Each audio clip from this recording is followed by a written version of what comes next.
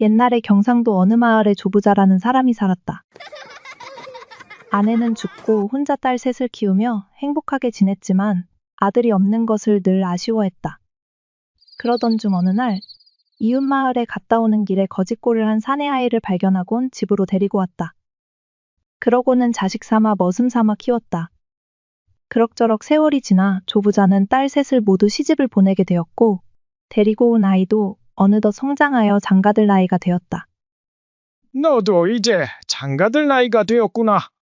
그동안 너에게 정도 들었다마는 어차피 너는 내 혈육이 아니니 이제 장가를 들거든 네 처와 함께 이 집을 나가 다른 데 가서 살거라.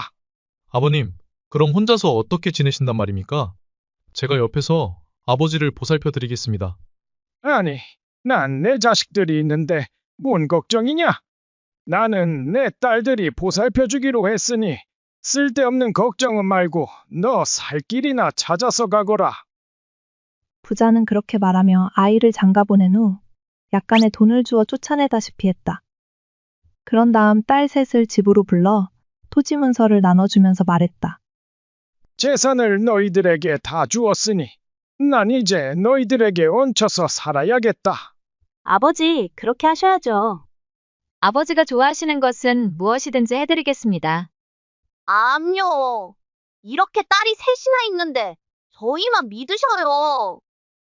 재산이 탐이 난 딸들은 아버지에게 콧소리를 하며 온갖 아양을 떨자 조부자는 마음이 흐뭇했다.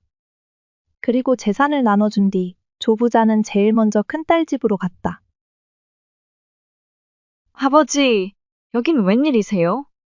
잔뜩 보따리를 싸들고 온 아버지를 본 첫째 딸이 두 눈을 크게 뜨고 물었다. 아니, 웬일이긴 내가 말하지 않았느냐? 너희들한테 얹혀 산다고. 그런데 며칠간은 잘해주는 듯 했으나 열흘이 가지 못해 큰딸이 말했다. 아버지, 둘째 집에 가서 며칠 쉬다 오셔요. 조부자는 첫째 딸이 어찌나 싫은 내색을 내는지 눈치가 보여 서둘러 둘째 딸 집으로 갔다. 둘째 딸도 처음은 잘해주는 듯 했으나 며칠 가지 않아 싫은 눈치를 보이기 시작했다. 아버지, 제가 요즘 몸이 여기저기가 왜 이렇게 아픈지. 그래서 말인데, 막내 집에 한번 가보시는 게 어떤지요? 조부자는 둘째 딸이 자신을 귀찮아 핑계를 대는 걸 알고 있었지만 모른 척 꼭 참고 막내 집으로 갔다. 어릴 때부터 온갖 정성을 다해 애지중지 키웠던 막내만큼은 자신을 푸대접할 일은 없으리라 굳게 믿었다. 하지만 막내 역시 며칠간은 대접이 좋은 것 같더니 슬슬 구박을 하기 시작했다. 막내야, 해가 중천에 떴는데 도대체 아침은 언제 먹는 게냐? 아이, 귀찮아 죽겠네. 정 배고프시면 이거라도 드셔요. 막내는 어제 먹다 남은 딱딱한 떡을 던져주곤 횡하니 나가버렸다. 삼시세끼는커녕 밥 한 끼 제대로 얻어먹지 못했다. 세 딸에게 모두 실망한 조부자는 분한 마음을 안고 막내딸 집을 나와 옛날 살던 집으로 돌아오고 말았다. 땅 문서만 낼름받고 지 아비를 나 몰라라 하는 딸들을 생각하니 괘씸해서 잠이 오지 않았다. 하루 종일 방 안에 앉아 이리저리 머리를 굴리던 중 문득 주워 키운 아들이 생각이 났다. 재산 한 푼 물려받지 못하고 고생하며 살 것을 생각하니 후회가 막심했다. 지난 날을 떠올리니 자신을 챙겨주던 건 항상 주워온 자식이었다. 그러면서 불효한 딸들에게 준 땅을 되찾아 고생하는 아들에게 주어야겠다는 생각이 들었다. 그래서 인편으로 딸 셋에게 편지를 보냈다. 따라 보아라. 내가 전에 너희에게 준 토지는 공평하게 나누어 주지 못했다. 허둥지둥 나누어 주다 보니 좋은 땅, 나쁜 땅이 서로 공평하게 되지 못했더구나. 공평하게 다시 나누어 줄 터이니 꼭 오너라. 누구 땅이 좋은 것인지 나쁜 것인지는 보아야 알겠다. 아비의 말을 어기는 일 없이 꼭 오너라. 욕심 많은 딸들은 그 편지를 받고 자기가 나쁜 토지를 받지 않았나 하며 약속한 날에 토지 문서를 들고 부랴부랴 달려왔다. 아버지, 제 땅이 나쁜 땅인지 좋은 땅인지 어서 빨리 봐보셔요. 아버지, 언니들보다 제 땅이 좋은 땅 맞지요? 무슨 소리야? 내가 맏딸이니 너희들보다 좋은 땅을 가지는 게 당연한 거 아니겠니? 그저 아버지? 딸들은 서로 좋은 땅을 가지기 위해 옥신각신 다투기 시작했다. 그 모습을 본 조부자는 그제서야 자신이 딸들을 잘못 키웠다는 생각에 한숨이 절로 나왔다. 딸들이 내놓은 토지 문서를 손에 꼭 쥔 조부자는 얼굴색을 바꾸고 크게 호통을 쳤다. 에이, 나쁜 것들. 당장 너희들 집으로 가거라. 꼴도 보기 싫다. 아비밥 좀 해주는 것이 그리도 아깝고 싫더냐? 꼴도 보기 싫으니 얼른 가거라. 조부자는 호령하며 딸들을 쫓아버렸고 토지 문서를 챙기고 괴나리 보침을 꾸려 아들을 찾아 정처 없이 방랑의 길을 떠났다. 오늘은 이 고을, 내일은 저 고을, 그럭저럭 돌아다니기를 한다려. 옷은 남루해지고 얼굴은 헬쑥하게 변했다. 그러나 조부자는 아들을 꼭 찾을 수 있을 것이라는 기대감 속에 피곤한 줄도 모르고 계속 발걸음을 옮겨 다녔다. 때는 점심나절. 오늘은 이 고을에서 한번 찾아볼까 하는 생각으로 어느 마을에 찾아들었다. 그런데 동네에서 얼마 가지 않아서 웬 젊은 아낙이 물동이를 이고 나오다. 조부자를 보고는 깜짝 놀라면서 반색했다. 어머, 아버님, 아니십니까? 익숙한 여인의 목소리에 조부자가 뒤를 돌아보자 다름 아닌 며느리였다. 그간 딸들에게 갖은 수모를 당한 조부자는 며느리를 보자 감정이 복받쳤는지 주저앉아 눈물을 흘렸다. 애야, 이 마을에 사느냐? 그런 줄도 모르고 한 달 이상이나 딴 곳을 찾아 헤맸구나. 자, 어여 너희 집으로 가자. 며느리의 손에 이끌려 도착한 집은 아주 허름하고 낡은 초가집이었다. 맨몸으로 쫓겨나 힘들게 살았을 아들을 생각하니 조부자의 눈가가 다시 촉촉해졌다. 아버님, 목욕물 준비할 테니 쉬고 계세요. 마음씨 착한 며느리는 조부자를 목욕시키고 깨끗한 옷으로 갈아입혔다. 근데 아범은 어디 갔느냐? 예, 아버님, 산에 나무하러 갔습니다. 여기에 누워있는 아기는 아들이냐? 딸이냐? 방에 누워 새근새근 자고 있는 아기를 본 조부자가 물었다. 예, 아버님, 아들입니다. 곧 돌이 다가옵니다. 허!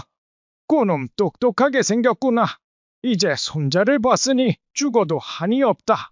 아버님, 무슨 말씀을 그렇게 하셔요? 오래오래 사셔야지요. 시장하실 텐데 곧 밥상을 올릴 테니 잠시만 기다리셔요. 며느리가 밥을 하기 위해 물을 기르러 물동이를 이고 나갔다. 그 사이 손자 옆에 누워 있다가 조부자는 깜빡 잠이 들었다. 그런데 이게 웬일인가? 잠결에 이상한 소리가 들리는 듯하여 눈을 떠보니 손자가 언제 일어나 기어갔는지 화로에 엎어져 죽어있지 않은가. 아차, 장차, 이 일을 어이하리. 이 일을 어쩌면 좋으냐? 어쩔 줄 모르고 있을 때 저만치 며느리가 돌아오는 기척이 들렸다. 에라, 모르겠다. 누워서 자는 신용이나 하자. 당황한 조부자는 손자를 그대로 두고 누워 자는 척했다. 그리고 조금 있다가 며느리가 방문을 열고 들어오는 기척이 나고 얼마 후 다시 나가는 기척이 들렸다. 조부자가 화로 쪽을 다시 보았는데 죽은 손자의 시체가 사라지고 없었다. 이윽고 아들이 돌아오는지 대문 앞에서 남편을 맞는 소리가 들렸다. 이제 오십니까? 놀라지 마세요. 아버님이 오셨습니다. 뭐라고? 아버님이? 언제 오셨어? 그럼 빨리 뵈야지. 아들이 급히 서두르며 문안 인사를 올리려 하자 며느리가 말리는 소리가 들렸다. 여보, 잠깐만. 할 말이 있어요. 한참을 아들과 이야기를 나누는 듯 하더니 삽을 들고 밖으로 나가는 기척이 들렸다. 조부자는 사건의 진상을 알고 있었기에 그 효성스러움에 감동하여 눈물이 핑 돌았다. 괜히 내가 와서 멀쩡한 아이가 죽어버렸으니 미안해서 어찌하나. 그렇게 자신을 탓하며 괴로워하고 있는데 얼마 후 아들과 며느리가 돌아오는 소리가 들렸다. 방으로 들어선 아들은 넙죽절하며 문안을 여쭈었다. 아버님, 오랫동안 찾아가 뵙지 못한 불효자가 이제서야 문안 올립니다. 오냐, 그동안 고생이 많았구나. 그런데 며느리야, 손자는 어디 갔느냐? 조부자가 넌지시 묻자 며느리가 대답했다. 예, 아버님 주무시는데 시끄러울까봐 옆집 애에게 업혀 놀러 내보냈습니다. 조부자는 고개를 저었다. 아가, 다 알고 있으니 자초지종을 말하여라. 아기는 어찌하였느냐? 조부자의 말에 아들과 며느리는 죽은 손자를 뒷산에 묻고 왔다고 사실대로 말했다. 아버님, 너무 걱정 마십시오. 자식은 또 낳을 수 있으니 10년 놓으십시오. 너희들의 효성에 고개를 들 수가 없구나. 손자가 죽은 것은 내 불찰도 있느니라. 내가 잠만 들지 않았어도 아이가 그리 죽진 않았을 터인데. 아버님, 그런 말씀 마세요. 아버님의 불찰은 조금도 없으니 절대 그리 생각하지 마십시오. 자신의 탓이라 생각하는 조부자를 보곤 아들 내외는 진심으로 그렇게 말했다. 너희들의 효성은 참으로 갸륵하구나. 이런 너희들을 내가 낳은 자식이 아니라 해서 구박하고 내쫓다니 이 못난 아비를 용서해다오. 너희들의 그 효성의 보답으로 여기 나의 모든 재산을 물려주겠다. 조부자는 그렇게 말하고는 토지 문서를 내주었다. 그러나 아들 내외는 극구 사양하며 받지 않았다. 조금도 미안하게 생각할 필요는 없다. 내가 여기서 살다가 죽을 것이니 나를 봉양하는 대가라 여기고 받아두거라. 그러나 아들은 여전히 고개를 저었다. 재산이 없어도 저를 길러주신 아버지신데 마땅히 모셔야지요. 네 마음은 알겠다만 내 마음이니 그래도 제발 받아다오. 조부자는 사정하다시피 전 재산을 물려주었다. 그 후 조부자는 양아들의 효성 속에 행복하게 여생을 보냈으며 양아들의 효성에 하늘도 감동한 탓인지 손자 손녀들이 많이 태어나 행복하고 부유하게 오래오래 잘 살았다. 기른 자식 낳은 자식 즐겁게 보셨나요? 앞으로 더 좋은 영상으로 찾아뵙겠습니다. 구독, 좋아요, 알람 설정까지 잊지 마세요. 감사합니다.